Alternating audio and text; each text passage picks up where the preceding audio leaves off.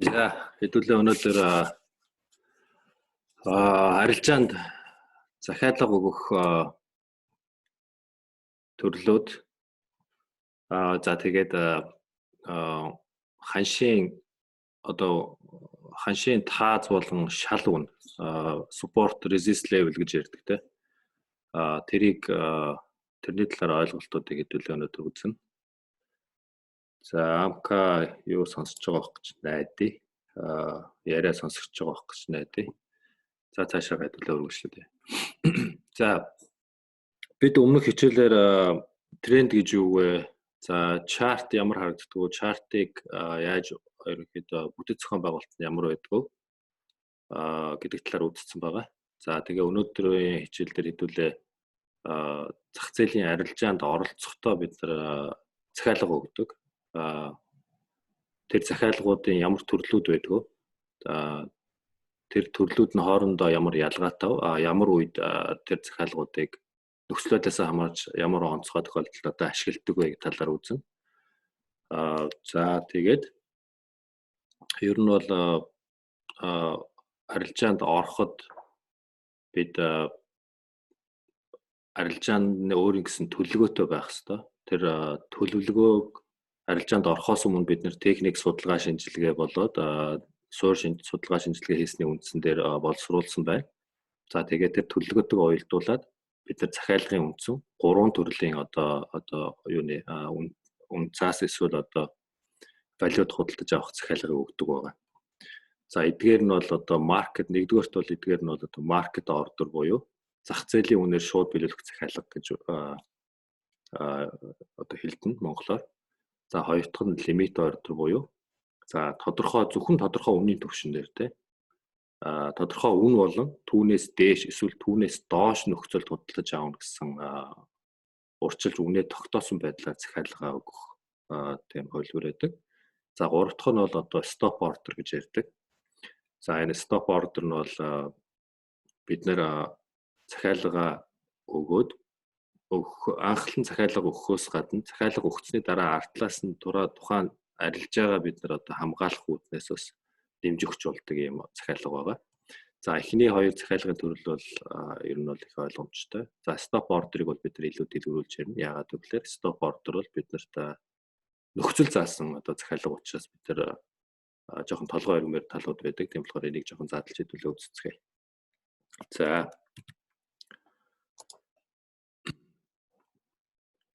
За захиалгын төрлүүд. За зах зээлийн үнээр захиалга өгөх буюу одоо маркет ордер гэж юу вэ те? За маркет ордер гэдэг нь бол үндсэндээ өмнөх хичээлүүдээр үзсэн бол санаж байгаа бох те. Бид нар захиалга арилжаанд ороход ямар үнийн мэдээллүүдийг хардаг вэ гэж те. За нэгдүгээрх нь бол үндсэндээ 3 төрлийн мэдээлэл бид нар хардаг те. За нэг нь бол юу гэхээр зарах үн, авах үн. За тэгээд түүний дундалт нь одоо last price буюу нөгөө нэг сүүлийн хилцлийн үн буюу сүүлд одоо хилцэл хийгдсэн үн гэсэн 3 төрлийн үн харагдчихэдэг. Мэдээж энэ хилцэл хийгдсэн үн бол мэдээж арилжаанд бол бид нар захиалга өгөх боломжгүй үн. Яг л энэ өнгөрсөнд хилцэл хийгдсэн үн учраас өнөөдрийн яг бодит үн биш. Бодит үн бол юу гэхээр энэ хоёр авах зарах үнийн ханшийн одоо дунд буюу зөрүү одоо дундлын одоо зөрүү завсар дээр одоо үндсэндээ юу гэхээр захиалга биелэх боломжтой болно гэсэн.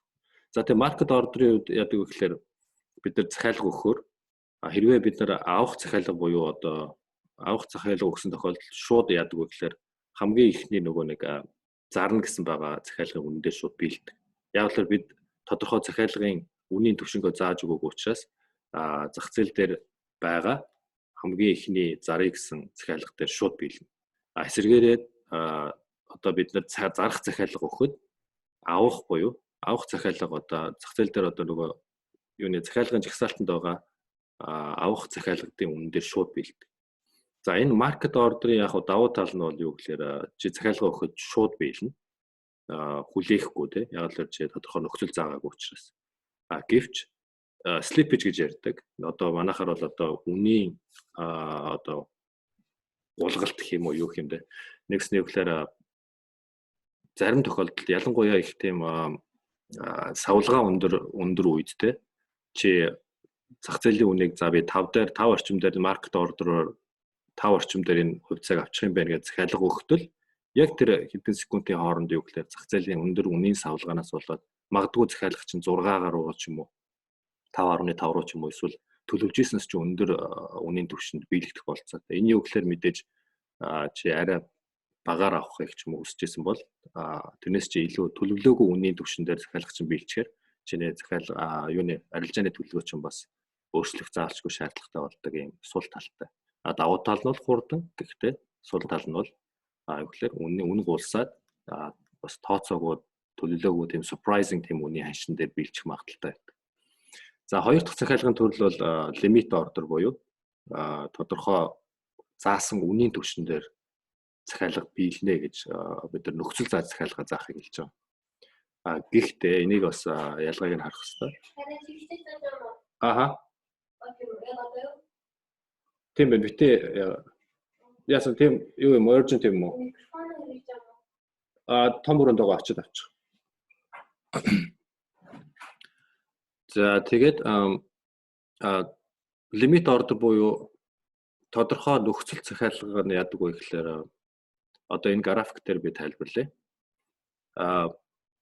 Зах зээлийн ханш одоо энд байгаа гэж үзье ногоон зураас дээр тий. За тэгээд ханш доошо бууж ирнэ гэж би хүлээж байгаа. Тийм учраас би зөвхөн энэ доотлолт буюу доотлын ханшин дээр л худалдаж аавна гэж захиалга өгнө. Энэ тохиолдолд юу гэхээр ханш хэрвээ бууж ирээд нэгсэн гэхээр зарна гэсэн тал миний авна гэсэн ханш руу бууж ирж зарах юм бол бууж ирсэн тохиолдолд миний захиалга биелнэ. Хэрвээ зарах тал миний үнийг хүлээн зөвшөөрөхгүй бол миний захиалга биелэхгүй гэсэн үг тийм.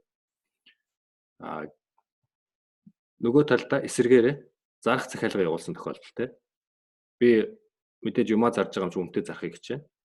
Авах талд мэдээж байнгын хямдхан авахыг хүсдэг тийм. За үн энэ ногоон зураас дээр байлаа гэж бодъё. Би үнэ зарах захиалгаа энэ дээд түвшин дээр өглөө. Үн зөвхөн өсчирж миний захиалгын зарах захиалгын үннийг дээр биелсэн тохиолдолд хүрсэн тохиолдолд миний захиалга биел. Тэрнээс наан захиалга биелэхгүй. За лимит захиалга бол ерөөсөө юм. Гэхдээ нэг ялгааг нь бас харах хэрэгтэй. Тэгэхээр зарим тохиолдолд ингээд лимит захиалга өгчдөг. Гэтэл зах зээлийн үн маш огцом доошоо унж ирээд захиалгач энэ чиний аавна гэж хэлсэн үннээс ч бүр доор биелэгдэх тохиолдолч байдаг. Тэгэхээр нэгснээр лимит захиалгын нэг онцлог нь зөвхөн энэ түвшинд хүрсэн болон энэ түвшнөөс доош тохиолдол биелнэ. Магадгүй ч захиалга шивжилээ гэж бодъё л та тий. За би зөвхөн 5 дээр авна гэж. Чамайг шивж явах үе захиалгын үн $5.10 байсан. Шивээд 5 дээр авна гэд шивжээ хооронд чинь үн 4.99 рүү буучих юм бол чи захиалга шивээд enter тавьж дарахад юу гэхээр тухайн үеийн ханшид байсан тий. Заавал 5 гэхгүй 4.99 болсон байсан уу 4.80 болсон байсан уу тэрэн дээр биелнэ гэсэн. Зарах захиалга дээр муу адилхан. За тэгвэл стоп захиалга гэж юу юм бэ те? За стоп захиалга гэдэг бол одоо олон нөхцөл захиалга. За энийг яг энэ зурган дээр харуулахаас гадна би график дээр та бүхэнд яаж өгнө? Өшөө сайн ойлгомжтойгоор танилцуулж өгнө. Ягаад гэвэл стоп захиалга дээр их тохиолдолд жоохон толгой ирээд байдаг. Тийм болохоор илүү дэлгэрэнгүй зайлшгүй тайлбарлах шаардлагатай. За стоп захиалга юм. За жишээлбэл чи buy stop захиалга хий гэж бодъё те. Buy авах үг те. Авахар захиалга өгнө. Гэхдээ стоп захиалгаар өгөх нөхцөл байдаг. Яадаг вэ гэхээр лимит захиалган дээр бид бол юу гэхээр юм үнэтэй зарж яхад бид заавал хямдаар авна гэдэг өөрийнхөө доош нь татаж авах га захиалга өгч байгаа тохиолдолд лимитийг ашиглаж байсан тийм.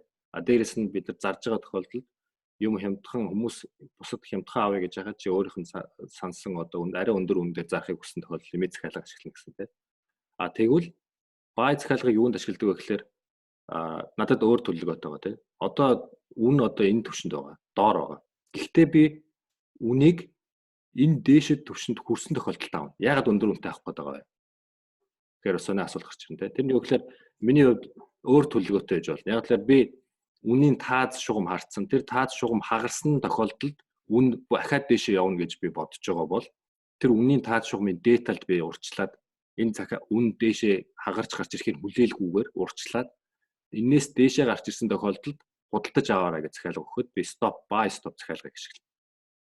Үндсэндээ яг л чиний арилжааны төлөвлөгөөгөө чи хийчээд төлгөөгөөр биелүүлэх бодит нөхцөл байдал үүсэлч компьютерийн урдталд ингэж өөрийгөө одоо уяах шаардлагагүй гэсэн үг байхгүй. Стоп захиалгыг ашиглаад за үн ерөнхийдөө 6 орчим дээр очиод унаад байна. Хэрвээ 6-аас дээшээ гарчих юм бол дээшээ 7, 8 руу явах нь бол тодорхой гэж чи итгэлтэй байгаа бол үн 6.3 дээр хүрэхээр нь аваарай гэд өнөөдөр үн 5.8 дээр авах чи захиалга өгөхөд хэрвээ лимит захиалга өгөх юм бол шууд биелнэ шүү дээ. Яг л лимит захиалга чинь чи өөрөө чинь зах зээлийн бодит үн чинь чиний авах гэж байгаа үнээс чинь авъя гэж тавьж байгаа үнээс чинь бага учраас өнөөдрийн үн дээр биелчих واخгүй. Гэтэл buy захиалга stop buy захиалга өгөх юм бол тэрнийг заавал таваад зөвхөн чиний заасан тэр 5.3 ч юм уу 6.3 гэсэн үнэн дээр очсон тохиолдолд захиалга биелдэг. Ямар нэгэн дээшээ доошоо slippage буюу үнийн юм одоо булгалт байхгүй гэсэн. За яг эсэргээрээ би short арилжаанд орохоор төлөвлөж байгаа. За тэгээд үн энэ дээр яваа. Гэхдээ би зарж байгаа хэрнээ одоогийн үннээс хямдхан зарах гэдэг байгаа байхгүй тий. Тийм учраас би өглөөр үн хэрвээ за биний төлөвлөгөөд би юм байж болно шүү дээ. $6-оос доошоо орсон тохиолдолд доошоо 4 рүү 5 руу унна. Тийм учраас би 6 руу орсон тохиолдолд зармаар байна гэдэг стоп захиалга өгөөд үнийг 5.8 дээр би зарах захиалга өгөө гэдэг өгөө тавьчих юм бол үн тэр төвшөнд хүрсэн тохиолдолд биелэгдээд цаашаага үнийн хөдөлгөөний явна гэсэн. За зурган дээр график дээр та харуулъя. За лимит ордрыг тэ харуулчихъя. За энэ туг бол одоо юу гэхээр яг одоо үн ханш энэ дээр байгаа гэж үдээ. За энэ дээр яваад байгаа. Би болохоор энэ доор л амаар байгаа тий. Доошоо унж ирээд энэ шал үн дээр ирэхээр л авъя гэд би захиалга энд өгсөн тохиолдолд үн доошоо унж ирээд миний энд хүрсэн тохиолдолд би хэрэв хүрэхгүй бол биелэхгүй. За ингээд дээшээгээ буцаад өсөөд яваад би буцаагаад лимит захиалга өгч болно тий. Биелснийхэн дараа тий. Би зөвхөн үнийн 118 гэсэн үнэн дээр зарнаа гэд өгчих юм бол тэрнээс наа дахиад лимит захиалга тэгээд энэ орцныхын дараа өгчих юм бол чиний захиалга чинь энэ үнэнд хүрэхээс нааш биелэхгүй. Ингээд энэ хооронд явсаар байгаад зах зээлийн ханш 118 дээр хүрэхээр чи дахиад зарах лимит захиалга өгсөн учраас захиалга чинь бил. За лимит ордрыг бол ингээд ашиглаж байгаа. За эсрэг талдаа зарах нь бол адилхан шүү те. Сая бол авах жишээн дээр тайлбарлсан те. Зарах дээр бол адилхан толгой нэг айхтар толгой ирэх юм гарахгүй байх гэж бодож байна. Хэрвээ асуухан байвал юугаа аппликейшн ашиглаад гараа өргөж болно. Гараа өргөхөөр би микрофон дэвчээ заяа. За stop loss захиалга. За түрүүний stop захиалгыг би зурган дээр тайлбарлсан те. Stop захиалгыг зөвхөн ирээдүйд одоо тодорхой заавчлаараа би энэ юуг яагаадах юм. Арилжааны нөгөө захиалга юу судалгаагаа тавьчихсан анализигээ тавьчихсан тэрэн дээр алерт дуурчлаа л да USDGPY. За энэ яагаад дуурлаа. Nice.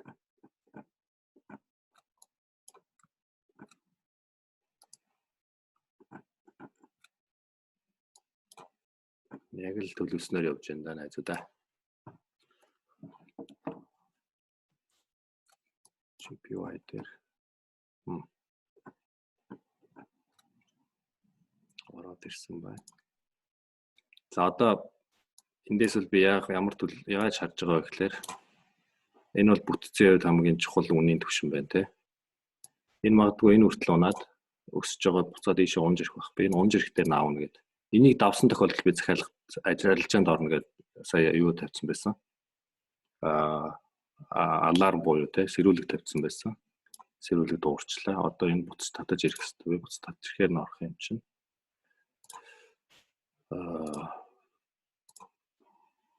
Stop loss 61.8 доор энд байхад.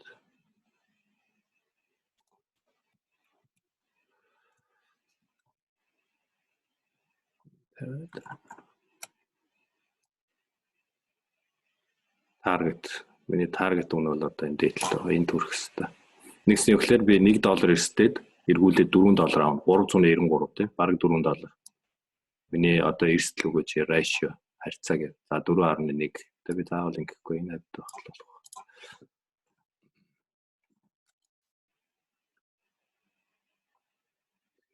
price чинь 108.54 За бодох гэлс яах. Одоо ингээд судалгаагаа хийчихэд яадаг вэ гэхээр би утсан дээр захиалгаа шууд өгөө орчихдог байхгүй.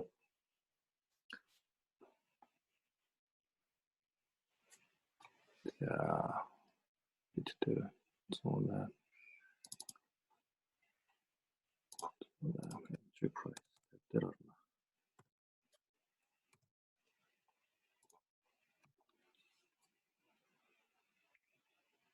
Limit. Одоо би лимит захиалга өгч байна. Үгээр яг 108.50 гэдэг үнэн дээр л ирсэн тохиолдолд ороорой гэдэг. Сая нэг жишээндээ тайлбарсан тий.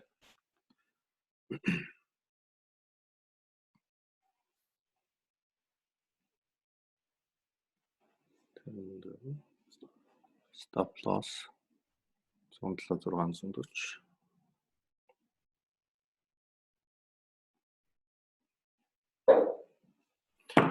За.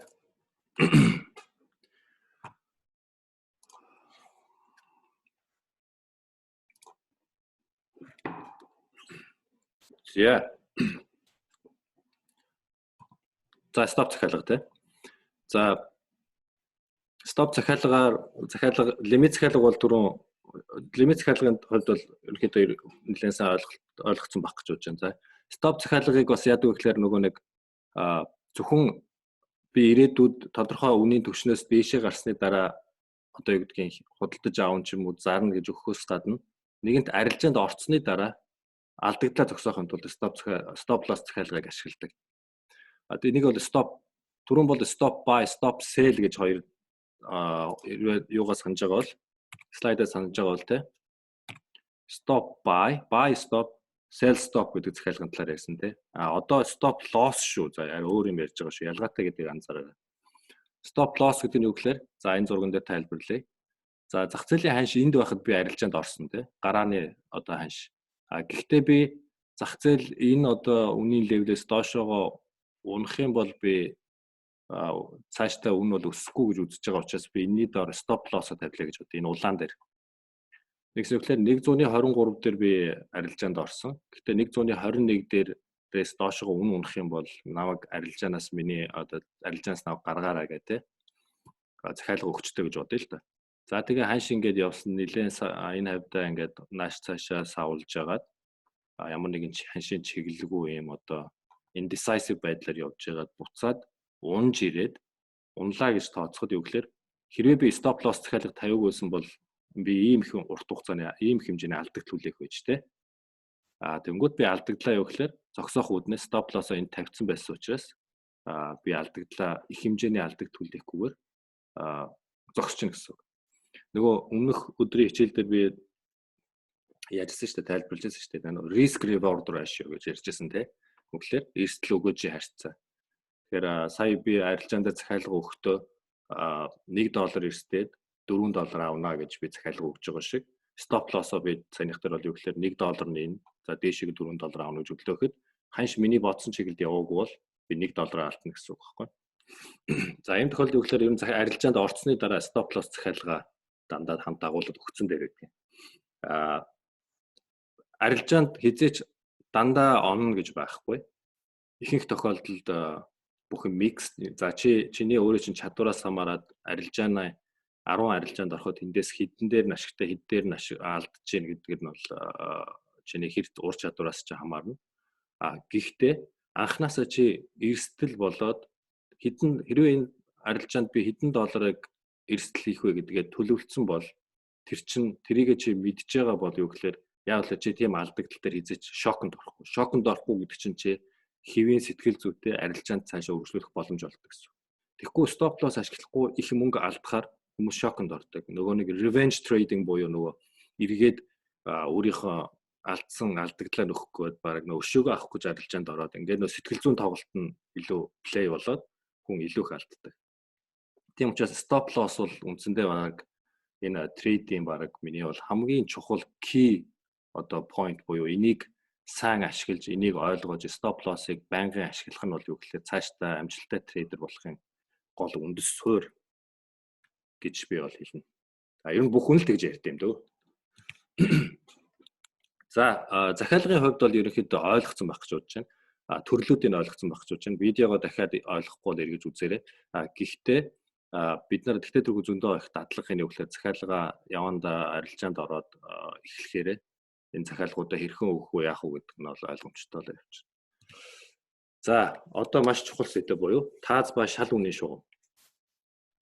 За түрүүчийн хичээл дээр бол трендийн талаар ярихдаа би бас нэг тааз шал шугамын талаар товчхон яриад өнгөрсөн тийм.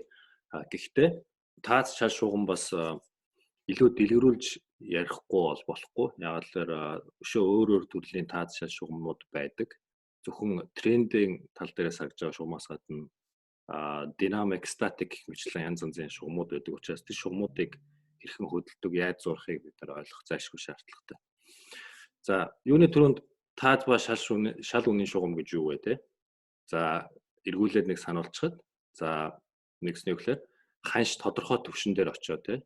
Тэр түвшин дээрээсээ одоо яг ижил хариу үйлдэл үзүүлээд байвал давтагдаад байвал те.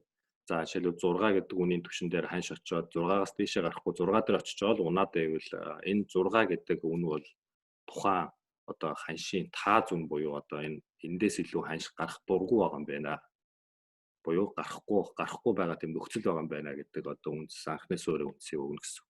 Эсвэргээрээ мөн доошогоо тий ханш унж ирээл 5 дээр ирээл ерөөсөө 5-аас доош унахгүй 5 дээр ирчээл буцаал ингээл дээшээ өсөд байвал тэнд бидний хувьд бол ихлээр шал үн үүссэн бай гэж үстэй. За англиар бол энийг support гэж ярина. Тааз үнийг нь бол resistance гэж ярьдаг. Хэдүүлээ тааз шал гэж цаашдаа ярих уу support resist гэдгээ ярих уу гэдгээ бас тохирё. Би бол support resist гэж ярьж явал зүгээр ах гэж бодож байна.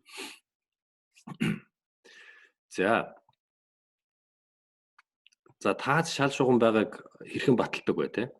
За зүгээр ганц удаа хүрээл унахт нь энэ бол тааз шугам гэж хэлж одоо бүрэн хэлж болохгүй. Гэхдээ тааз шугам байх нөхцөл байдаг. Тэр нь юу гэхээр тухайн ганц хүрээд хүрсэн үнэн өмнө нь хизээж хүрж байгаагүй бүр тийм одоо хай хамгийн дээд үн байх юм бол энэ бол яах чаргагүй тааз бол. Яг л тэр бол шинэ одоо рекорд буюу тэр рекорд гэдэг чинь өөрөө тааз болж хувирдаг.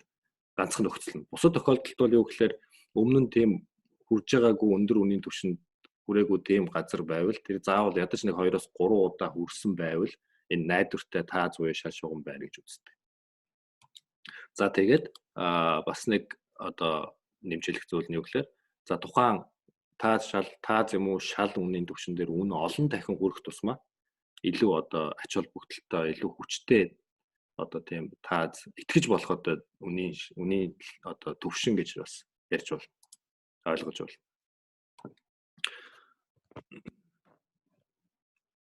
За тааз ба шал үнийн support resist-ийн онцлог шин чанарууд те.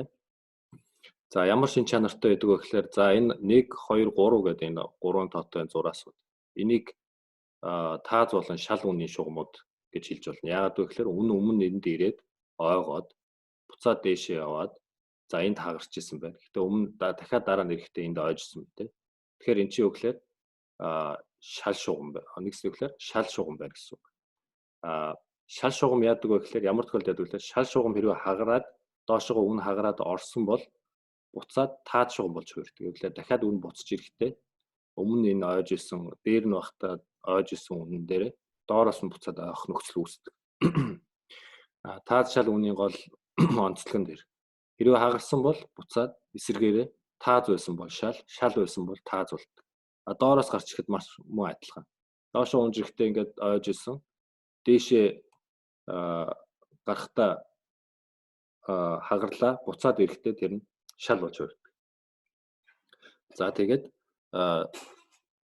олон дахин үргэлжсмаа илүү хүчтэй тааз шал гэж үзнэ. За тэгээд удаан хугацаанд сэтрээгүй те олон удаа ингээд хүрээд хагараагүй байжгаад break гэж яриад байгаа англиар break гэж яриад. Бид нар одоо хагарна гэх юм уу эсвэл сэтэлсэн гэх юм уу. Тийм одоо тааз нэг сэтрэхээрээ үн тэр сэтэрсэн чиглэл рүүгээ маш хүчтэй хөдөлдөг те. Яг л тэндээс илүү гарч тэр их хатуу одоо юу гэдэг нь нэлээд тийм хатуу тааз үнийг хагалахын тулд их хэмжээний эрэлт эсвэл их хэмжээний нийлүүлэлт байж иж хагарч байгаа учраас тэндээс үүдэлтэйгээр цаашаага үнийн айгуу том одоо огцом хөдөлгөөн шийдэлт явагддаг гэсэн. За хэдүүлээ юун дээр харъя. Жишээн дээр жоохон харж ярилцъя. За алтны ханшийг харъя те. За алт.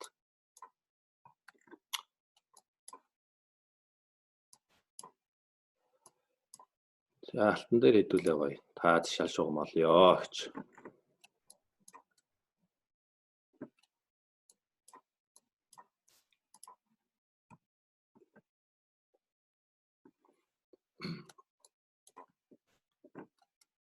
За энд бол яг хэвтэй тааз шугамуд бол харагдахгүй байна. Тааз шал шугамуд support resist ерөнхийдөө дандаа босоо болон уруу өгсөө болон уруу одоо тааз шал шугамуд харагч тэ. За ингээд харчээ. Би өмнөх жил дээр тренд эд зурхыг зааж өгсөн тэ. За энэ бол одоо үнийн одоо энэ хэсгийн тааз шугам болж хувирчиж байгаа. Нэгдүгээрт тааз үнийн шугам, хоёрдугаарт трендийг бид нар зааж өгч байна тийм. Нэгсэглэр бид нар энэ дээдлийн цэгүүдийг холбоод шулууныг харахад шулуун урууга байх юм бол үн ерөөхдөө унж байгаа трендтэй юм байна. Гэвь трендийг илэрхийлж ойлгодог тийм. За энэ харж байна уу? Нэг за энэ арай хүрээгүй тийм. 3 4 удаа дөхөж очих хүрсэн. Тэгээ хагарсан чинь юу болсон бэ? Маш хүчтэй дээшээ хөдөлгөөн явсан байна тийм. Тэгэхээр нөгөө нэг олон дахин шалгагдчихсэн нэлээд одоо хүчтэй юм одоо үнийн төвшин чинь хагарахаараа яадаг вэ гэхээр одоо үнийн огцом дээшээгээ тэр хагарсан чиглэл рүүгээ хөдөлгөөн гаргадаг. За энэ бол босоо чиглэлт байна тийм. За тэгвэл эсэргээрээ бас үнийн өгсөн тохиолдолтой. За унсан тохиолдлыг харъя. За энд харагдчих шиг байна.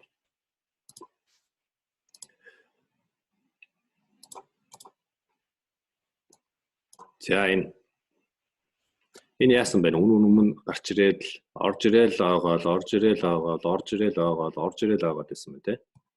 Ингэж ойж жоод хагарсан ч нүг яасан бэ? Доошоо ийм урт унсан биш те.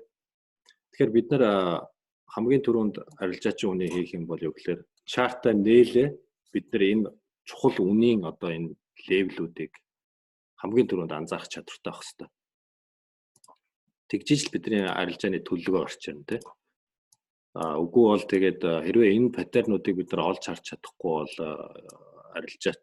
бол арилжаанд орох болоогүй байна л гэж ойлгож байна. Тэгэхээр би юу гэж хэлэх гээд байгаа гэхээр чөлөөт цагаараа үнийн ийм графикуудыг маш их одоо ажиглаж тэр дотроос энэ тааз чухлын ач холбогдолтой үнийн төвшингүүдийг харж олж сурах хэрэгтэй.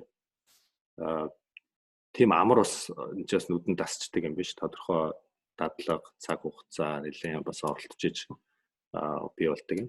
За энэ бол нөгөө хэвтэй тааз болон шал шугамын гоё жишээ байна те. Юу гэхээр тодорхой яг хөндлөн тодорхой үнийн түвшин одоо энэ нэг дагуул харах юм бол 1311-ээс 13-4-өөс 10-ын хооронд буюу энэ 4 ppm-ийн хооронд биш 40 ppm-ийн хооронд энэ үн бол ингээд ерөөсөө орж ирээл ерөөсөө энэс доошоо орох дурггүй байсан байгаа биз дээ. За тэгээд тааз шал үнийн шугамд хоёр төрөл байгаа. Хэвтэй болон босоо гэдэг. За тэрийн англиар бол хэвтэйг нь бол одоо static тааз шал шугам гэнэ. Энэ бол энэ жишээ нь бол тэ. Хэвтэй уруу болон босоо шугам байх юм бол тэр нь юу болж байна те. Бас dynamic одоо шугам гэж хэлж байна. За энд бас харагдаж байна те.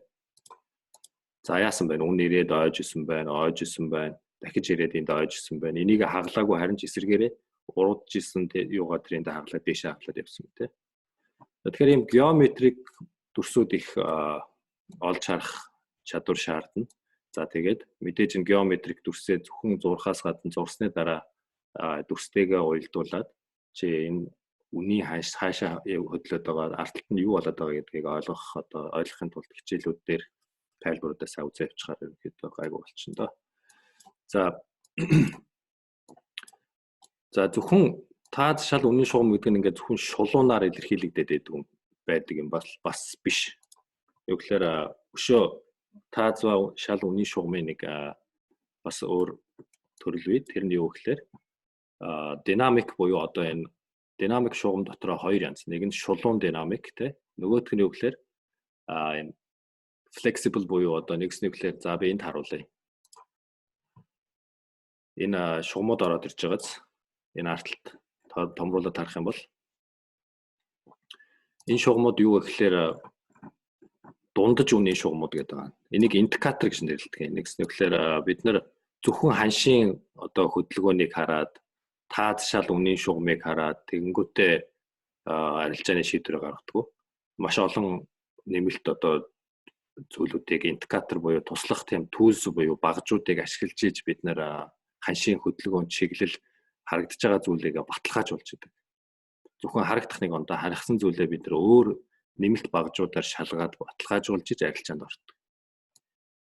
За тэрнүүдийн тэдгээрийг бол бид нар дараагийн хичээл дээр бүх индикаторууд буюу энэ баталгаажуулах одоо хэрэгслүүдийн талаар нэгээр нь үзнэ. Гэхдээ өнөөдрийн хувьд нөгөө нэг шал Тааз үнийн шугам гэдэг юм ярьж байгаа учраас шугамын хүрээнд найж үзэх юм бол энэ одоо үн харж гэнэ үү? Энэ цэнхэр шулуун дээр ирээл ойгоод исэн байгааз. За энэ байна. Энэ байна. Энэ байна. Тэм байгааз. Энэ юу гэсэн үг вэ гэхээр бас нэг төрлийн шал шугам байна. Тэм байгааз. За үн өсөж байгаа тохиолдолд энэ дундаж үнийн шугам дээр ирээл үн ирээл ойгоол яваад ирсэн. За эсэргээр үн унж байгаа тохиолдолд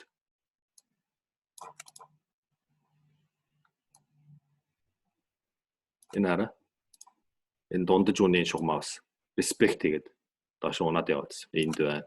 Энд байна. Энд байна. Энд байна. Гэх мэтчлээ. Тэгэхээр энийг бол динамик Тааз болон шал шугам гэдэг. Энэ шугамуд ямар учиртай вэ? Энэ ардталны одоогоо зураас шугамуд ямар учиртай вэ гэдгийг би нарийн гоё зааж өгнө. Тэрэн дээр бол санаа зовхон байхгүй. За тэгээд өшөө Тааз шал шугам дээр хэлэх юм. Тэг channel. За Тааз шал шугам зөвхөн одоо нэг талд нь ингээл бид нар зураад байгаа шүү дээ. Тэрнээс гадна үнэн дээр бол channel буюу сувг гэсэн ойлголт байдаг. За энд надад бас сувг харагдаад байгаа шиг байна.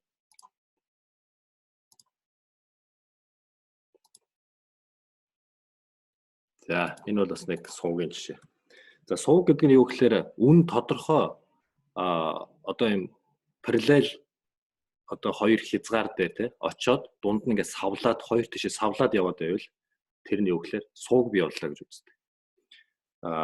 Тэгээд энэ сувг дотроосоо үн гарахаараа юу гэхээр огцон хөдөлгөөн хийж эхэлдэг.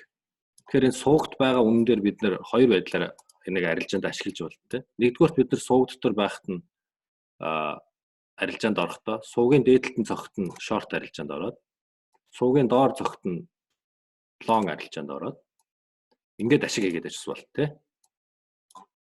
Хэрвээ давтагтаад байвал. Одоо энэ ч дандаа ашиг хийх ашиг авах зоонууд шүү дээ. Нэгс нь юу гэхээр би эндээс зарлаа. Энд ирэхээр нь буцааж худалдаж авч ашиг хийлээ. Эндээс дахиад буцаагаад би арилжаанд лонг арилжаанд орлоо. Авлаа. Өндөр үнэтэй буцаад энэ дээдлийн одоо өмнөх энэ шулуун цэг дээр ирэхэд нь зарлаа. Ашиг хийлээ. Авлаа. Ашиг захиалганд арилжаанд орлоо. Зарлаа, ашиг авлаа. Гэх мэтчлэн. Сувгийг ингэж ашиглаж бол.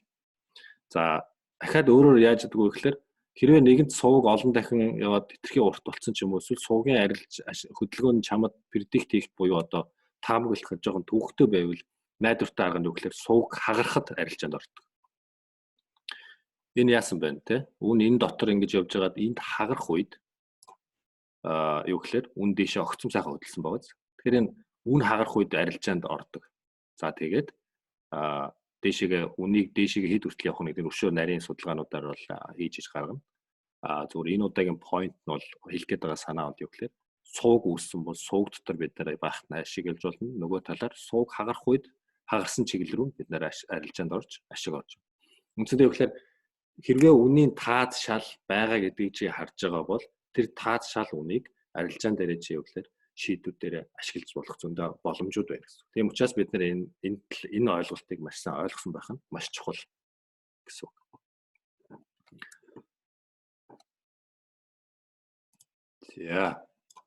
За тэр нь юу вэ гэхлээр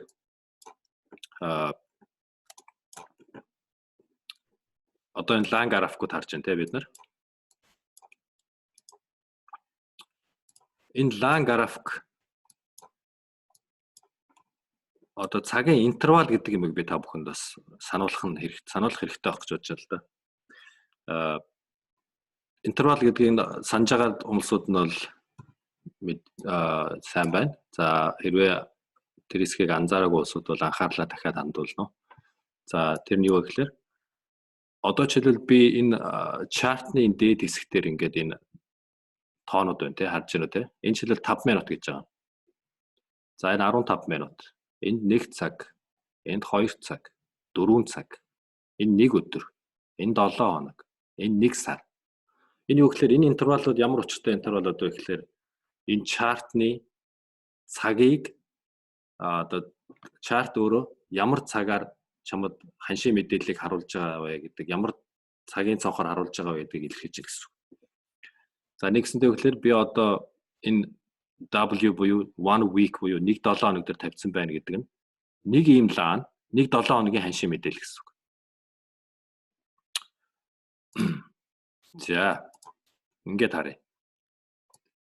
За бид нар энд байгаа тий. Одоо ханш энд явж исэн байлаа гэж бодъё. Ингээд 7 хоногийн бид нар ингээд лаг харж илаа. За энэ 1 7 хоногийн мэдээлэл. Ганцхан лаа шүү дээ. Тэг ингээ үзэхэр чинь хэдэн 7 хоногийн мэдээлэл нь хойшоо асар их урт хугацааны мэдээлэл бас явж байгаа гэсэн үг байна. За энийг хэдүүлээ доошоо өдөрлөө буулгаж үзье тий. Өдөрлөө буулгахаас өдөрлөө буулгахаас өмнө энэ 7 хоног хаанаас эхлээд хаан дуусч байгааг харуулъя.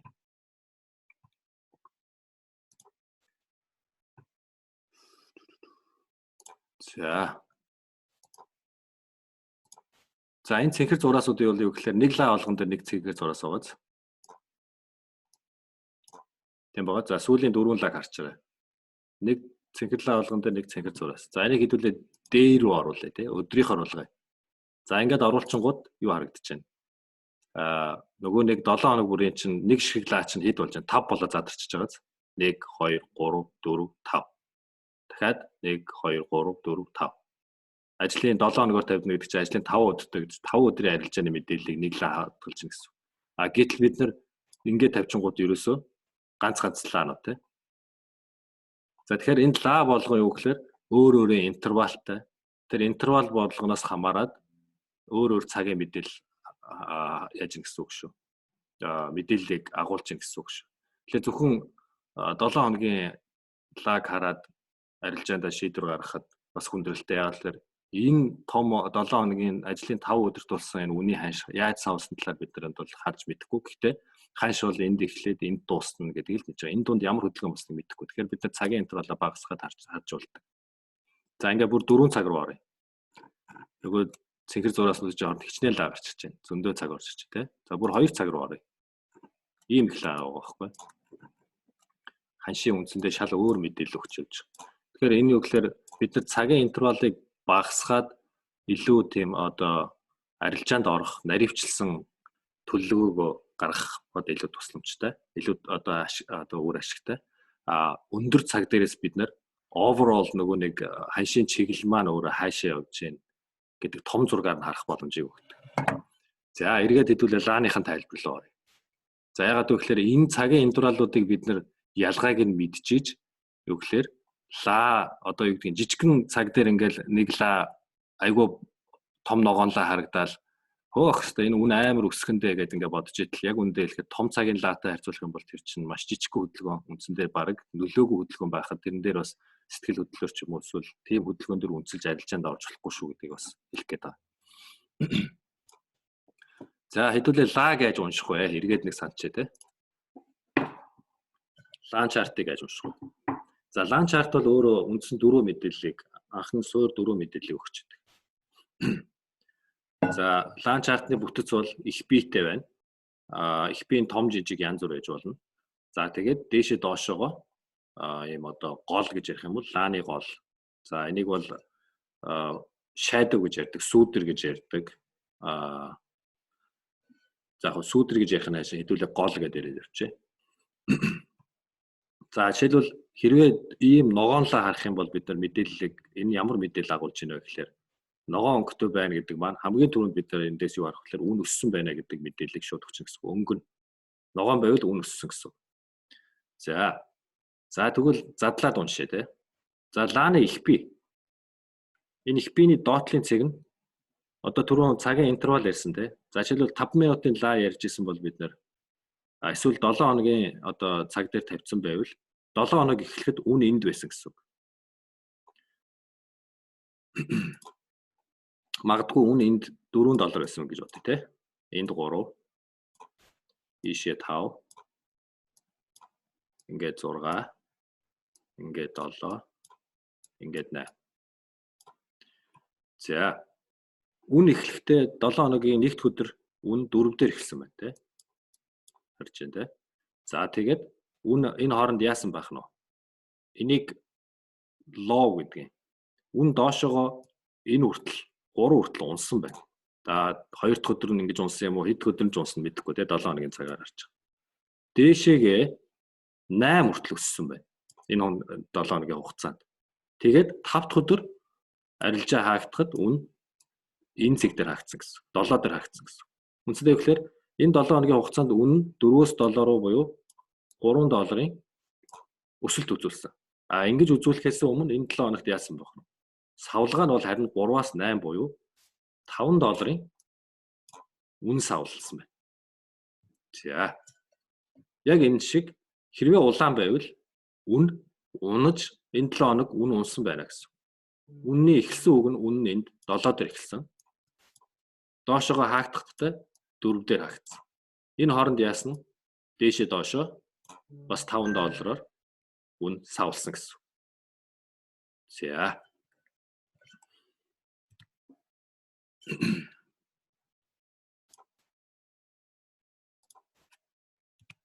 За тэгвэл цаашлаа хэдүүлээ. За тэгвэл ингэж лааг уншдаг юм бол лаа өөрөө янз янзын хэлбэртэй. Лаа нэгэн хэлбэртэй биш. Энийг одоо ингээ харах юм бол урт жижиг нарийнхан дээшээ доошоо урт зураастай богино зураастай зураасгүй бараг их бийгүй гэх мэтчлэн маш олон төрлийн лаа гарч ирж байгаа. Энэ болгон өөрөөр мэдээлэл өгч гэсэн. Тэгээд өөр чамд сигнал өгдөг гэсэн. За. Эхлээд хэдүүл indecision candle буюу одоо нөгөө шийдвэргүй байгаа лааны тухай ярив. За энэ юу вэ гэхээр зах зээл дээр бид нар үн өсгөж үнийг өснө гэж үзэж арилжаанд орж байгаа хэсгийг бид нар буулс гэж ярьдаг. Бухнууд гэж ярьдаг. Үн цаашаага уннаа гэж тооцож арилжаанд орж байгаа улсуудыг bears буюу баагуунууд гэж ярьдаг. Тэг үндсэндээ гэхээр баагуун болон бух хоёр хоорондоо үнийн дээшээ доошоо унах хэсгийг шийдэж идэв. За яг эдийн засгийн гол хэлгээр бол нэг талдаа эрэлт нөгөө талдаа нийлүүлэлттэй. Нийлүүлэлт эсвэл үн буурна. Эрэлт эсвэл үн өснө. За тэгээд эрэлт нийлүүлэлтийн харьцаанаас хамаарат үн дээшээ доошоо унждаг. За тэгвэл энэ лааны тусламжтайгаар бид нар энэ эрэлт нийлүүлэлтийн нөхцөл байдал ямар байгаа вэ гэдгийг энэ лаан чартны тусламжтайгаар бид нар ойлгож авах боломж олддог гэсэн. За мэдээж энэ жижиг лааны талаар тайлбарлаж ярихаас өмнө энийг хэдүүл харцгаая. Жишээлбэл энэ урт улаан лаа гардна гэдэг маань нийлүүлэлт их байна гэсэн үг тийм. Үндсэндээ баавганаар илүү хүчтэй байсан байна энэ хооронд. За том ногоонтой гарна гэдэг маань бухнууд буюу одоо худалдаа авах эрэлт илүү өндөр байсан байна гэж үзэж байна тийм. За тэгвэл ийм урт дээшээ доошоо зураастай дундаа ийм жижигхэн биетэй эсвэл ийм доошоо дээшээ их зураастай ийм биетэй лаарууд гарвал яах вэ гэдэг талаар хэдүүлээ ярьцгаая.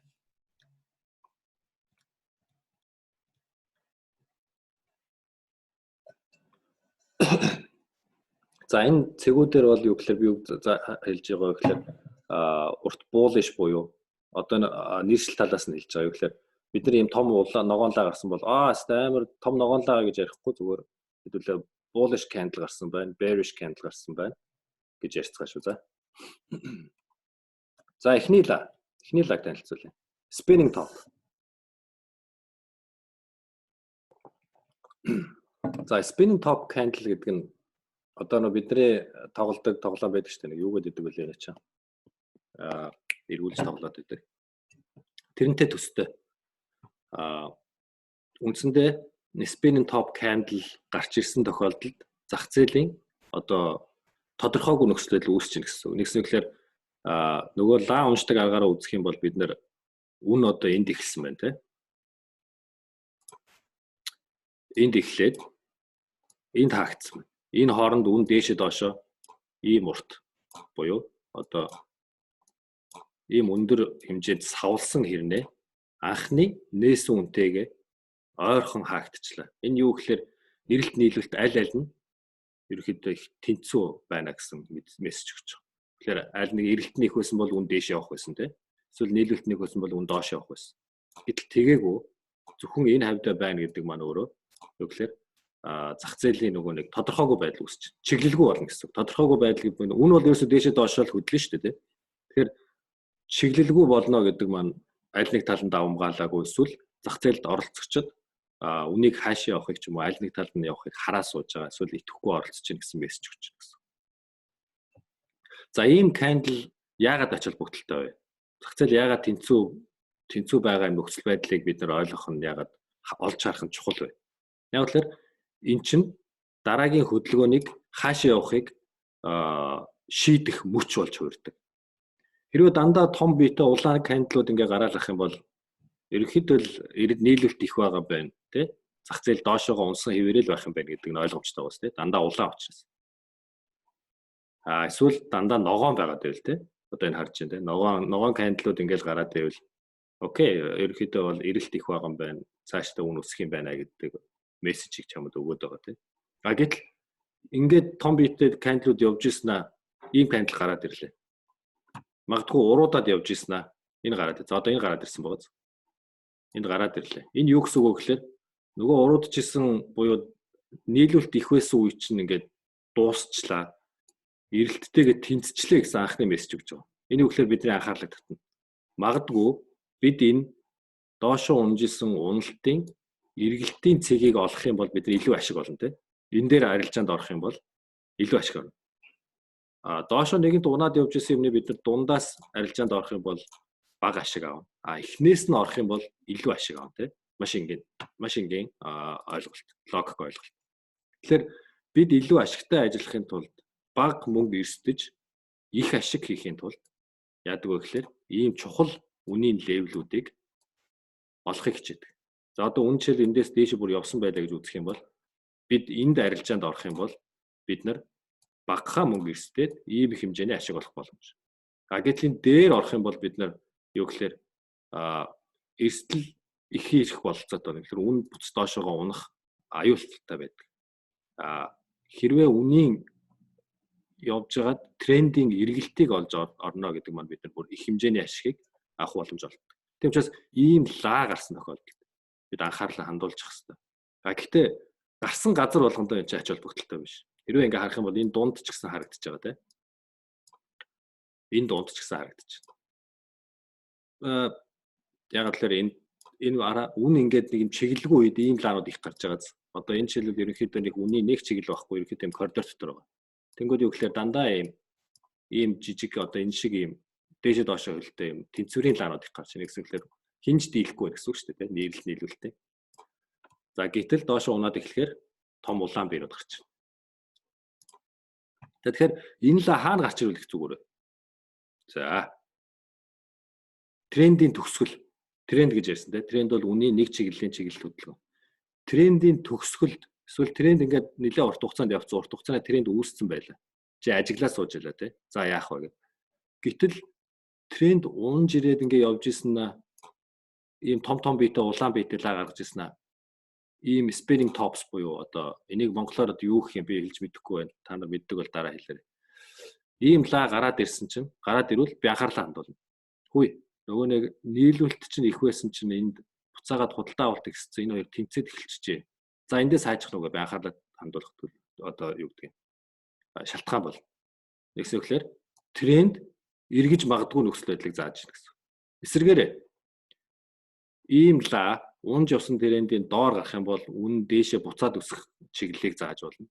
Эсвэргээрээ дээшээ өсөжсэн газар дээр нь ийм лаа гараад ирвэл үн буцаад доошоо унах нөхцөлийг бас бий болгож болдог. Ганц лаан дээр тулгуурлаж арилжаа хийж болохгүй мэдээж. Тийм болохоор лаа бол чамд нэмэлт дахиад давхар мэдээлэл өгч байгаа. Тэгэхээр бас сигнал өгч байгаа гэсэн үг тийм. За spinning top candle гэдэг бол ерөөсөө арилжаанд ашигладаг арга нь ерөөсөө дахиад сануулъя. Энэ лаг зөвхөн урт хугацааны үргэлжлсэн трендийн дундаас юм уу доор гарсан тохиолдолд бид анхаарлаа хандуулна шүү. Түүнээс биш ингээд дөнгөж эхэлж байгаа трендийн голд өмнөх энэ одоо юу гэдгийг жишээл энэ дээрээс тайлбарлах юм бол энэ одоо энэ хавьд шал шугам байна да тий үн ирээд байгаад байсан. Эндээсээ гараад дөнгөж яваад энэ хавьд гараад ирэнгүүт яана ирэглээ шүү гэдээ бас хараад иж болохгүй. Яг магадгүй эндээсээ дээш богцсон эргээд явчих болно. Гэхдээ бид нэр энэ тохиолдолд нэмэлт энэ лаа бол тийм ч чухал одоо зөв сигнал өгч чинь гэж үзэхгүй. Гэхдээ анхаарлаа хандуулна. Хэрвээ үнэхээр ирэх гэж байгаа бол бид нар өөр нэмэлт индикаторууд болоод өшөө өөр түүлсүүд багжуудаа ашиглаад тэрийг нь бол шалгаж ойлгож болно. Эсвэргээрээ их урт хугацааны уналтын дараа гарч ирэх юм бол за анхаарлаа хандуулах цаг нь болсон байх шүү. За энд анзаар бол энэ байна тий. Яасан бэ? Энэ уналтын дараах дээшээ эргэлтийг заасан тий. Энд бас анзаар бол энд байна. Орж ирлээ дээшээ. Энд анзаар бол энд байна. Энэ дараа энд бол бүр супер гарч ирсэн биз дээ.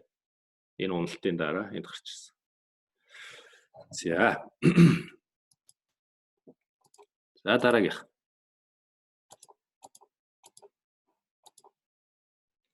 Энд бол энэ жишээн дээр бол энэ дээдлэлт гарч ирсэн байна те. Унахаас өмнө гарч ирсэн нөгөө нэг дээшээ өсөхөөс. За дараагийн ла Марибузу гэж нэрлэдэг. Одоо нөгөө ийм урт биетэй том лаг Марибузу лаг гэдэг. Энэ яг Лаан шинжилгээ нь өөрөө анх Японд үүссэн. Японы цагаан будааны далайн ирэг дээр цагаан будааны бирж байсан юм билээ. Будааны бирж гэж ярьдаг. Тэр бирж дээр анх Япон арилжаачаад нөгөө будаа арилжтайг арилжаачаад үнийн хөдөлгөөнийг одоо ойлгох үүднээс энэ Лаан энэ чартыг ийм аргачлалыг анх ашиглаж гисэн гэдэг баг 200 жилийн өмнө ч 170 жилийн өмнө ч. Тэгээд Японоос гаралтай. Тэгээд зарим нэршлүүд нь Япон нэртэй байдаг. За Марибузула гэдэг нь юу вэ гэхээр маш том урт биетэй байх хэрэгтэй тий. Дундаж одоо ингээд гарч байгаа лаануудын биенээсээ харьцангуй урт ядаж 2 юм уу 3 дахин урт том байх хэрэгтэй. Нэг хоёрдугаарт дээшээ доошоо ийм гол баг байхгүй байх хэрэгтэй. Хэрвээ урт голтой байвал бас яг төгс Марибузу биш гэж ойлгож байна. За үндсэндээ энэ Марибузугийн цаана утга санаа нь юу яваад байгаа гэхээр жишээлбэл ногоон Марибузулаа харагдах юм бол үн энд эхэлсэн гэсэн үг шүү дээ тий. Тэгчээ доошооч ерөөсөө унаагүй.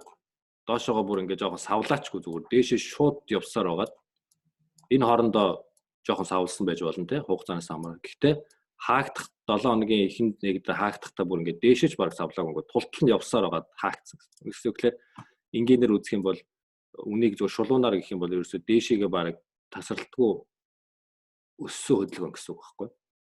Нөгөө ийм зиг цаг маг байхгүй. Ингэж яваагүй одоо үнийн шугам гэсэн. За яг эсрэгээр адилхан улаан байвал те үн энд эхэлсэн. Тухайн интервал цагийн интервалда үн ерөнхийдөө тасралтгүй өсөөд дээшээ доошоо ямар ч одоо weak буюу одоо нөгөө те гол shadow гаргалгүйгээр явна гэдэг маань үн нэг чиглэл рүү тасралтгүй хөдөлсөн байна гэсэн. Энэ бол жишээлбэл дээрээс эхлээд доошоо тасралтгүй хөдөлсөн. Доороос эхлээд дээш тасралтгүй. За ийм лаа гарч ирэх гэдэг чинь маш их хэмжээний эрэлт одоо хэвийн бус хэмжээний эрэлт зах зээл дээр бий болсон. Эсвэл хэвийн бус хэмжээний нийлүүлэлт бий боллоо гэдэг анхны тохиол өгч. Тэгэхээр энийг үндэслээд бид нар юу гэхээр арилжаан дээрээ цаашдаа ямар арга хэмжээ авах вэ гэдгээ тухайн нөхцөл байдлаас хамаарат шийдвэрлэнэ. За энэ жишээн дээр харъя. Үн унжсэн байна. Том улаан лаа гарсан. Ийм их хэмжээний огцон эрэлт орж ирэхээр зах зээл дээр шок үүснэ. Энэ шокноос үүсээд одоо юу гэдгийг үнийг нэг энэ хавцаа хүртэл унах хүртэл нь хувьцаагаа барьж эсвэл арилжаанд байж гэж исэн улсууд чинь огцон мултнаас шоконд ороод шокноос болоод дахиад зүгээр хурдан зараад гараа гэж зарж эхэлдэг.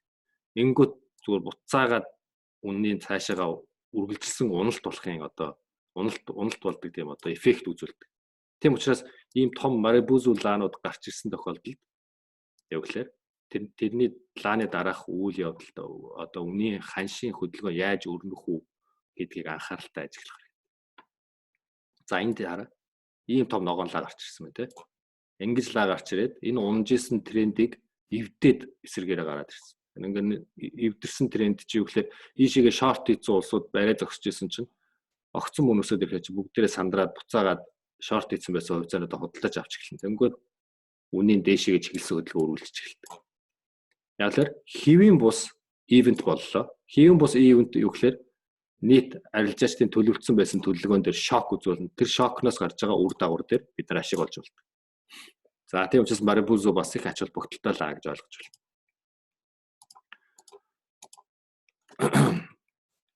За дожи лаанууд.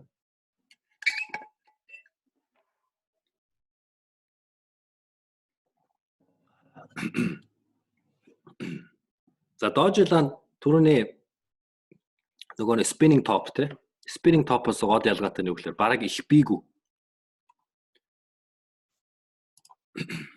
Анзаар бол бараг их бийгүү. Тэгээ заавал урт хөлтөө байх гадах шаардлагагүй байдаг.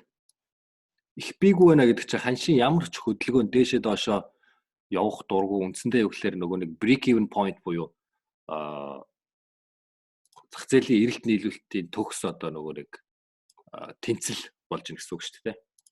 Тэгэхээр ийм тэнцэл болсон тохиолдолд яадаг вэ гэхээр үнийн ийм тодорхойгүй нөхцөл байдал үүснэ гэдэг маань чи анхаарлаа хандуулах хэрэгтэй боллоо гэсэн үг. Тэгэхээр зах зээл хаашаа явж исэн өсөж исэн бол зогсчлоо гэсэн үг. Уруудж исэн бол бас зогсчлоо гэсэн үг. За зогсно гэдэг чинь одоо хаашаа явах вэ гэдгийг чи анхааралтай ажиглах хэрэгтэй гэсэн анхны сигналыг чамд өгч. За үүнтэй мөн адилхан. Энэ дожи candle-ыг дотроо ингэ дөрөв хуваацсан. Дөрвөн төрөл ер нь их давтагддаг, арилжаанд ажиглагддаг. Дожи star жижигхэн голтой, богинохон голтой. Арай жоохон урт дээшээ доошоо ойролцоо тэнцүү хэмжээний голтой байвал long legged буюу урт хөлтэй дожиг нь. За эсвэл зөвхөн нэг тал руугаа юм урт хөлтэй юм байх юм бол dragonfly гэн. За энэ эсрэгээрээ дээшээгээ урт хөлтэй доотлолтой хөдөлгөөн хаагдсан бол нэг зүйлээр gravestone дожи гэдэг. За яг хэлбэр нь ямар байхаас хамаарат өөр мессеж өгөх нэг тэгж ялгаатай мессеж өгдөг. Гэхдээ гол нь ийм лаанууд хаана гарч байгаагаас хамаарч илүү ач холбогдолтой гэж үзнэ. За харж байна.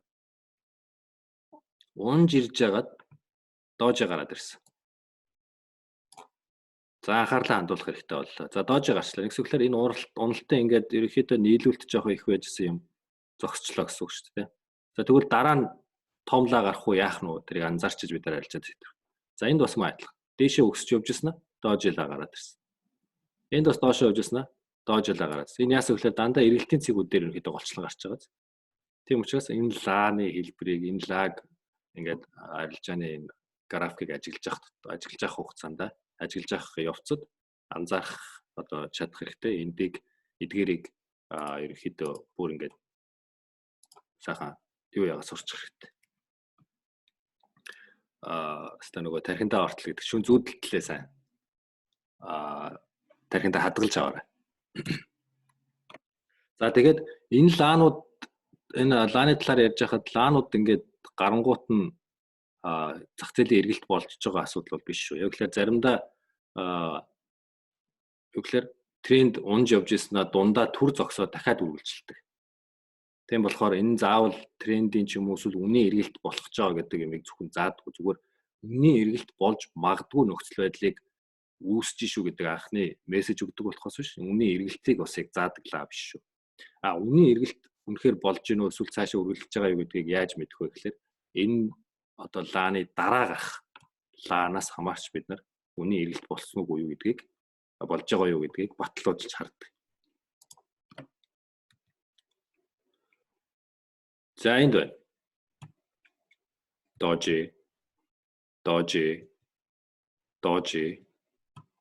Дожи нара дандаа ингээд яг үнийн нэг юм огцом хөдөлгөөнүүдийн үнцгүүдтэй гарсан байгаа. Дожи. За одоо хэдүүлээ юуны талаар үзье. Сая бол ганц лаануудын тухай ярьлаа шүү дээ, тийм. Нэг ширхэг лаануудын талаар. Тэгэхээр ганцхан лаг ганцаар ингээд уншаад бид нар эдийн зах зээлийн нөхцөлд хаашаа явах гэж байгааг бол хэлэх боломжгүй. Тэр нь ч өөр учир дутагдaltaй хэрвээ тэгэж үзээд арилжаанд орох юм бол алдах магадлал илүү өндөр. Тийм учраас ийм нэг ширхэг ийм лаануудыг ганцаараа гарна биш. Энэ лааны эргэн тойронд ямар лаа гарсан байна гэдгээс хамаарч бид нар бас нэмэлт мэдээлэл уншиж зах зээлийн арилжаанд орох төлөвлөгөөгөө өөрчилж идэг. За эхнийх нь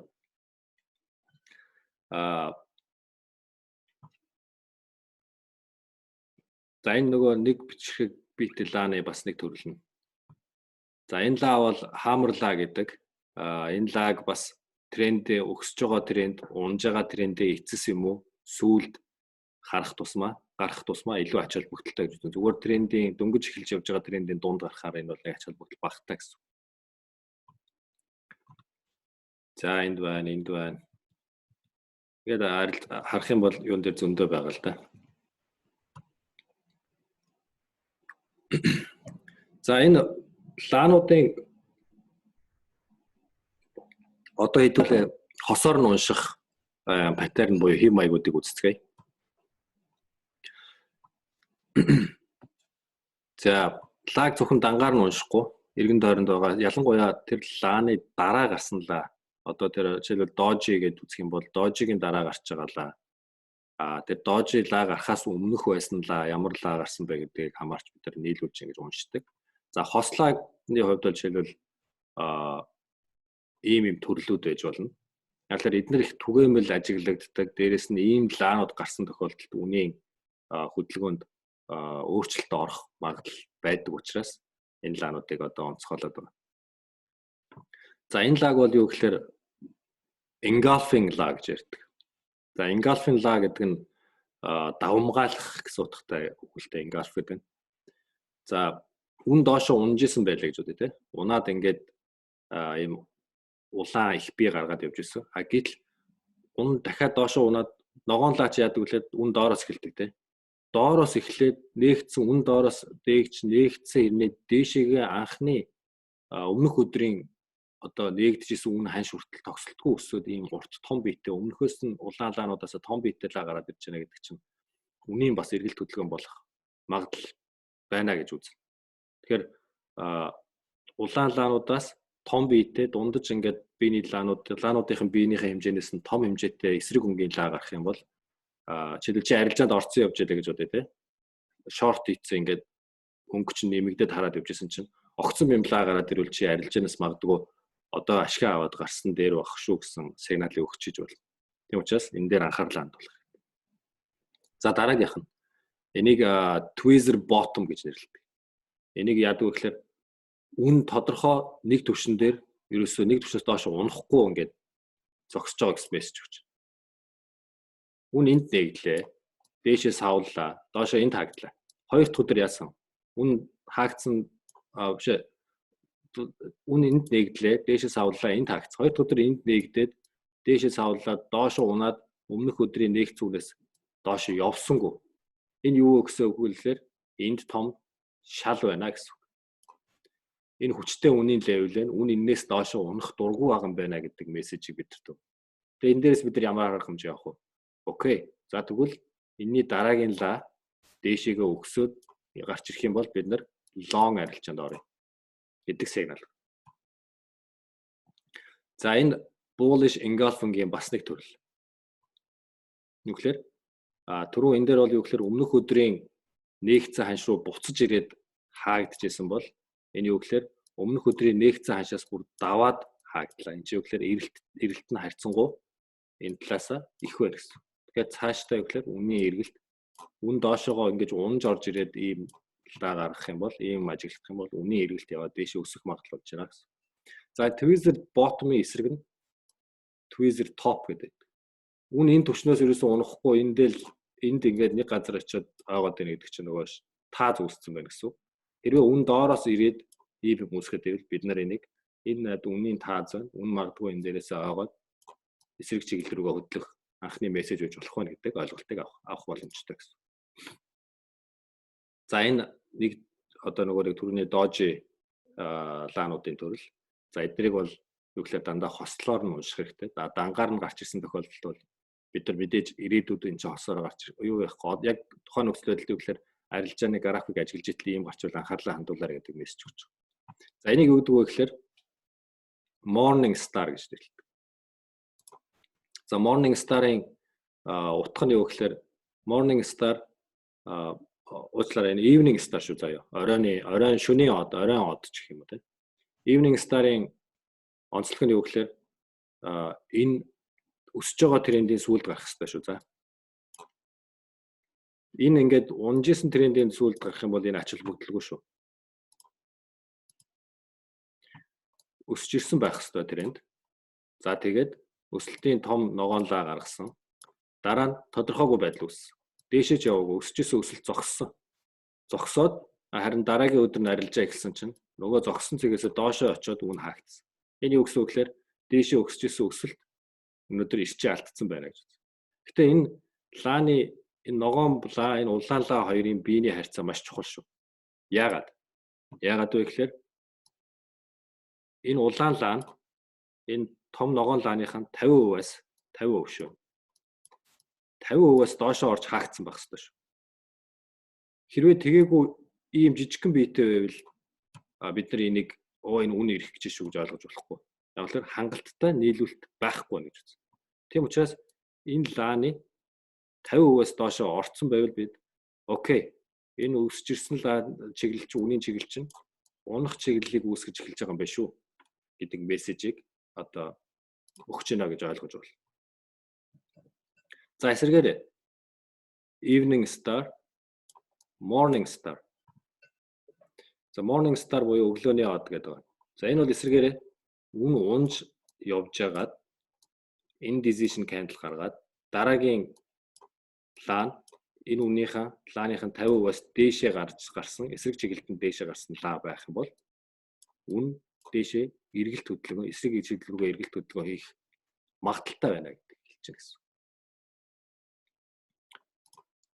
За тэрний дараагийн одоо лаа. За энийг бол мэдж байгаа те дож нь бол хоёр дожи гарч ийнэ гэдэг чинь эрэлт нийлүүлэлт хоёр тэнцчээл байгаад байна гэсэн үг шүү. За хин нэг нь дийлээгүй байна гэсэн үг. Бид нар ийм лаа гарч байгаа тохиолдолд хүлээн хаашаага анхны одоо чиглэл заасан лаа гарах уу гэдгийг хүлээн. Доошоо гарвал улаан, дээшээ гарвал ногоон те. Тэр дараагийн лаа нь том ногоон лаа энэ тогтоод байгаа үнийн түвшнээс дээшээ задарсан хөдөлгөөн гарсан тохиолдолд тэр чиглэл рүү арилжаанд орно гэсэн үг шүү. За дараагийнх нь өгөхлөөр three black crow гэдэг нэг гурван хар хэрэг. Энэ юу гэхээр зах зээл энэ ямар хизээ гарах ёстой вэ гэхээр өсөж ирсэн тренд байх ёстой. Өсөж ирсэн трендийн эцэст огцом энэ гурван юм томлаа гарах юм бол ийм зигзаг маг байхгүй дунд нь ядаж жижигхэн ногоон лаамаа байхгүй гарах юм бол тэгээд юу гэхээр юунд итгэлтэй байж болох вэ гэхээр энэ өсөж исэн тренд дууссан байна гэдэг дээр бүрээ итгэлтэй байж болно. Энэ three black crow-ийн урталд нөгөө дожи ч гарах магадлал ихтэй байдаг. Indecision candle. Дожи юм уу spinning top. Жижигхэн биетэй лаач. Тэр лаа гараад артлаас нь ийм гурван лаа гарах юм бол чи итгэлтэйгээр энэ арилжаанд short арилжаанд орж болно гэсэн. Яагаад маш их нийлүүлэлт байна гэж ойлгож байна. За энэний эсрэг нь юу гэхээр three white soldier гэж нэрлэдэг. Гурван цагаан цэрэг. Ханш унж ирж илаа. Тренд унж ирсэн. Унж ирсний эцэст энд нь дожи гарах ч юм уу эсвэл магадгүй зарим тохиолдолд эрэлт үнэхээр их богино хугацаанд хүчтэй байвал тийм indecision candle гарахгүйгээр шууд үн дээшээ өгсөд явчихдаг. Тэгээд ийм гурван дараас нь том их биетэй лаа гарна гэдэг маань маш их хэмжээний эрэлт хүчтэй эрэлт байна гэдгийг зааж байгаа учраас бид нар ийм лаг ажигласан тохиолдолд цаашаа long арилжаанд ороход бас дэмжлэг үзүүлэх хэмжээний спорт хийж байгаа юм ID шүү гэж хэлж байгаа. За энийг юу гэж вэ? За би энэ болгон дээр нууланд юу хийсэн юм бол та слайд хийцэн л байгаа. Зүгээр л тэр болгоныг нь ярих гэж байгаа төвхтөл харуулах гэж байна. За энэ түрүүний engulfing чинь одоо арилжаанд хэрхэн ашиглах бай талаар жишээ үзүүлээ те. Унжсэн тренд явж илаа. Унжсэн тренд явж исэн улаан биетэй лаануудаас огцом том биетэй лаа гараад ирлээ. Энэ лааг давсан лаа. Энэ лааны 50-аас дээшээ гарсан том биетэй лаа. Дараа нь дахиад баталгаажуулаад дахиад том ногоон биетэй лаа гараад ирлээ. Энэ тохиолдолд яг бид нар арилжаанд энэ дээшээ гараад энэ одоо өмнөх өдрийн хай хийжсэн дээд үнээс дээшээ үн гараад ирэнгүүт би бол эндээс арилжаанд орно. Лон арилжаанд орно. Энэ бол миний арилжаанд орох цэг. Би стоп лосс хаан тавих уу? Энэний доор тавь. Ингээд энэ лааны доор стоп лоссоо тавилаа.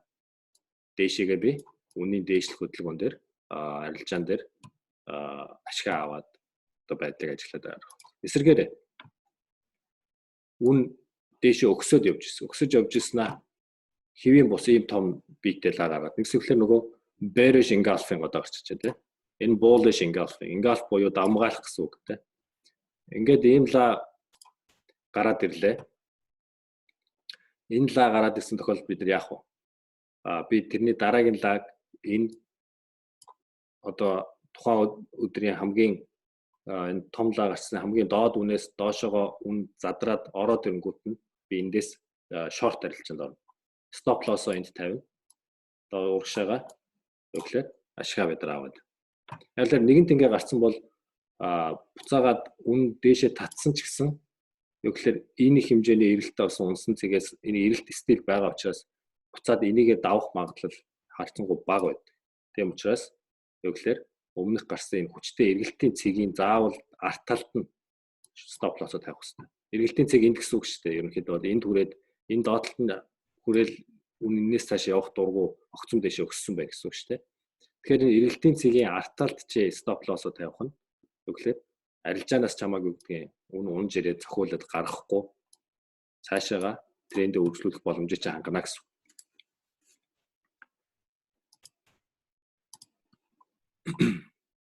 За.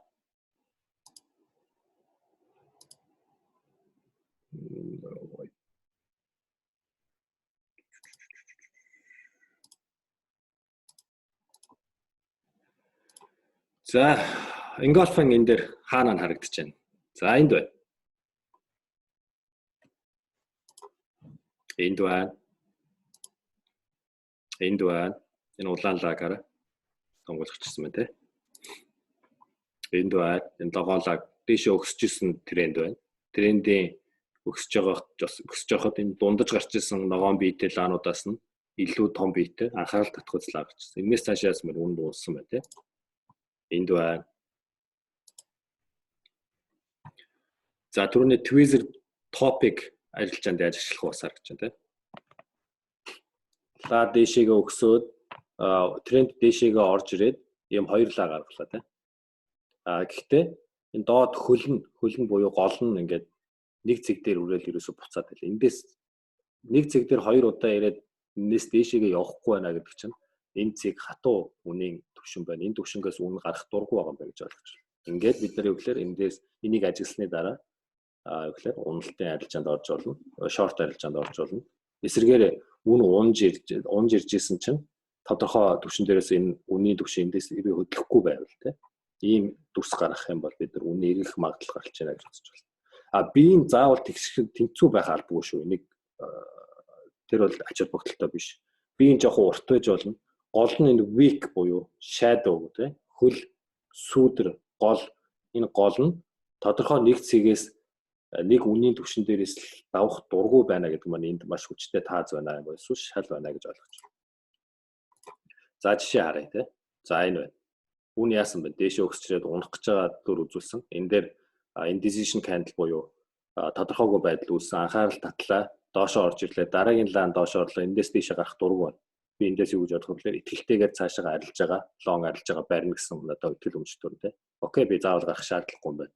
Стил энэс доошоо унах дурггүй байгаа юм. За энд байна. Энэ бол юу гэхээр нөгөө нэг юу байна л та. Төрний нөгөө evening star байна тийм. Ногоонлаа гарч ирлээ. Indecision candle гарч ирлээ. Тэнгүүтээ том биетэй улаанлаа гарч ирлээ. Нөгөө энэ лааныхаа 50%-аас илүү гарах хэрэгтэй шүү дээ ногооныхаа. Тэрнээсээ бүр илүү гарсан. Ийм хүчтэй л авчихсан. Тэгэхээр даашаа унах магадaltaй байж. За энэ байна tweezer bottom top. Яг нь тийм түгээмэл биш. Ялангуяа жижиг цаг дээр бол ийм жижиг цагийн чартан дээр бол энэ дунд бол их гарч ирнэ. Зүгээр юуны ханшийн хөдөлгөөний дунд. Ийм ла хэрвээ том цаг дээр гарч ирвэл те өдрийн одоо чартан дээр 4 цагийн чартан дээр хамгийн багадаа 1 цагийн чартан дээр гарч ирсэн тохиолдолд энийг ач холбогдол авч үзээрэй. Тэрнээс доошоо ийм зүгээр цагийн чартан дээр энэ гарч ирэх юм бол энэ бол байдаг л зүйл. За энд байна те. Энд бол бүр ингээд энэ цэгээс 3 удаа ирээд шалгаад энэ цэгээс гарах дурггүй байсан ба шүү дээ. Тэгээд дээшээгээ огцсон хүчтэй түлхэлт явсан.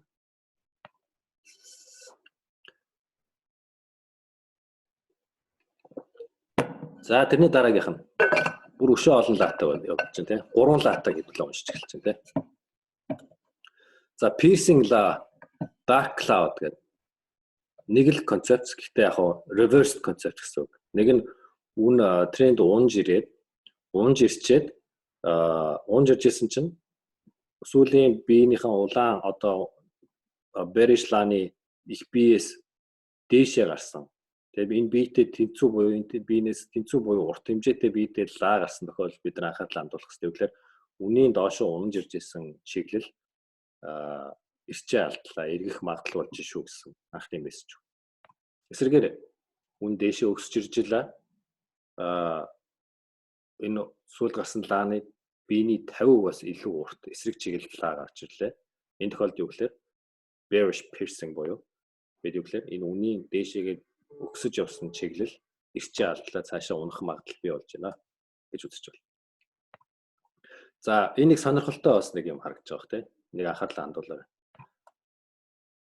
Ийм хоёр лаг нийлүүлээд одоо жишээлбэл энийг 5 минутын 1 цагийн чартан дээр харагдаж байгаа хоёр лаа ингэж харагдаж болно заяа.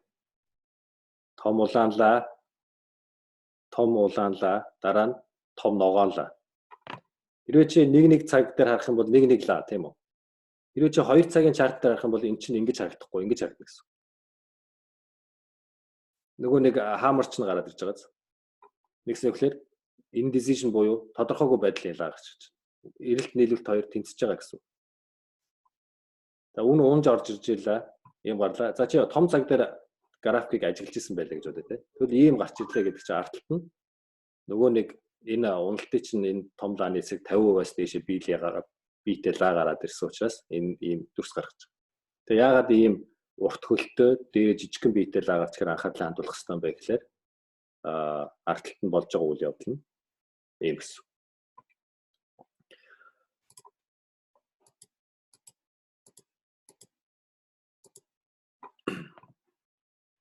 За энэ engulfing piercing лаанууд харагдаж байна те.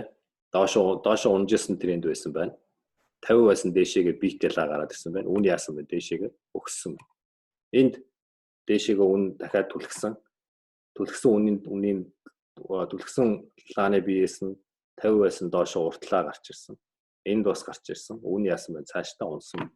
2-3 удаа гараад ирсэн. 3-4-дгөөс гарч ирсэн. Энэ үгээр маш их хэмжээний нийлүүлэлт бол одоо стил их хүчтэй байгаа юм байна. За түрүүний morning star, evening star. Бид түрүүн бүгднгийнх нь графикийн нэг зурган дээр авах тайлбарлаа явуулсан тийм. Дахиад давтаж хэлэхэд morning star унж байгаа трендийн эцэст гарч ирвэл ач холбогдолтой. Evening star нь өсөж байгаа трендийн эцэст гарч ирвэл ач холбогдолтой. Хэрвээ өмнө тренд байхгүй бол энийг тийм хүчтэй сигнал гэж ойлгож болохгүй шүү. Яг мэдээж анхаарлаа хандуулан чек කරна. Өгдөг ямар ч трендгүй зүгээр савлж явж байгаа ийм гарч ирлээ гэвэл эсвэл зүгээр тааз болоо шалш үнийн шугамаа зурцсан байсан чинь тэр шугамын хол дунд юм уу те. Тааз нь энд байхад тааз нь энэ дээр байлаа, шалан бүрийн доор байхад тэнд биш ийм зайтай газар гарвал ач холбогдолгүй шүү. Таазан дээр гарч ирэх шалан дээр энэ мэдээлэл гарч ирэх юм бол лаа гарч ирэх юм бол чи анхаарлаа хандуулах хэрэгтэй. Яг эсрэгээр адилхан. Унах нь ч гэсэн адилхан. Энэ лааны хэв маягууд тааз болон шал үнийн шугамтай ойрхон гарах тусмаа илүү одоо ач холбогдолтой мессеж хамт өгч.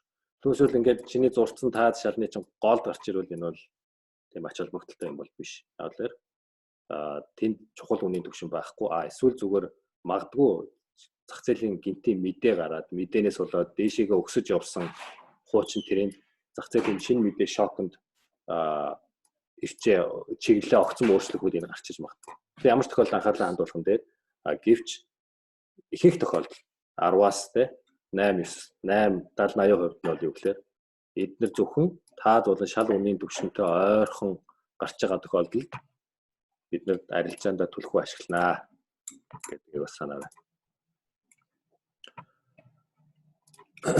За энэ байна те. Энд гарч ирсэн байна. Энд байна. Энд байна. Энд байна. Дандаа гурван нэг хамт нийлүүлж уншин штэ. Ногоо, indecision candle доошо. Ногоо indecision candle. Энэ бол бүр ингэ давтаж гарсаар байгаа те. Эхлээ гарлаа. Буцаад өсөөд ирлээ. Би бол арилжаанд орохгүй ажиглалаа. Өн яач вэ? Дахиад гарлаа. 2 3 гарлаа. Энээс илүү одоо батлахаа гэж байна. Юу гэснээр ихлээр үн дээшээ өсгөжөөсөө ирчээ ингээд дээшээ явжсэн ирчээ алдаад тойрог үүсгээд тойролт ирж гэсэн үг шүү дээ. Физикийн хуулиараа. Тийм учраас үн дахиад унахна гэдэг мессеж чамд өгч байгаа. За энд байж байна. Дээшээгээ өсөж байна. Энд гарч ирсэн байна бас тий. Энд гарч ирсэн байна. За энэ бол төгс биш байна. Энэ бол жоохон онцгой хөлбөр байна. За энэ бол гоё төгс хөлбөр байна. Энэ гоё хөлбөр байна. За түрүүний нөгөө нэг 3 цагаан цэрэг, 3 хар хэрэг. За эдгээр дандаа юу гэхээр үнийн эргэлт хөдөлгөөнийг л ирж магадгүй гэдэг сигналууд өгч байгаа шүү. Бусад тохиолдолд бид нар лаг бол нэг арилжаанд ашигладаг. Арилжаанд лаг ашиглаж хардаг юм нэг гэхээр тодорхой шалаа таа үнийн шугамтай ойрхон эсвэл үргэлжлүүлсэн трендийн дунд иймэрхүү юм гарч ирвэл бид нар тренд өөрчлөгдөх нь гэдэг анхаарлаа хандуулах байсан. За цагаан 3 хар цэрэг яадаг. 3 хар хэрэг яах вэ гэхээр цагаан цэрэг яах вэ гэхээр заавал унжсэн трендийг эцэст гарах хэрэгтэй тийм. Эсвэргээрээ 3 хар хэрэг дээшээ өгсөж явсан трендийг эцэст гарч ирэх хэрэгтэй. Ингээд доошоо зах зээл эргэлт болдог. За хаана вэ? За энэ 3 хар 3 цагаан цэрэг байна.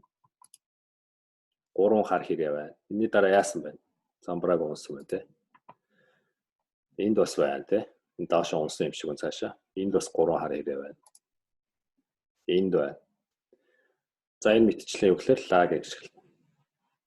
За тэгээд лаа бол гой мэдээлэл өгдөг.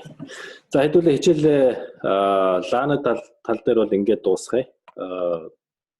Цаашдаа бол дадлага хийхдээ хэдүүлээ лаануудыг илүү сайн ойлгоод хараад одоо өнөөдрийн энэ олон лаануудыг бас толгой хөвжиж магадгүй. Дадлага хийхээр аянда толгойд ч ороо явчихна. За энэ юуны ханшийн хөдөлгөөнөөс үүсэж байгаа паттерн буюу хэм маягийн талаархыг хэдүүлээ дараагийн хичээл дээр үзье. Тэгэхээр энэ бас том сэдв. Маш олон хэлбэрүүд байдаг арилжааны.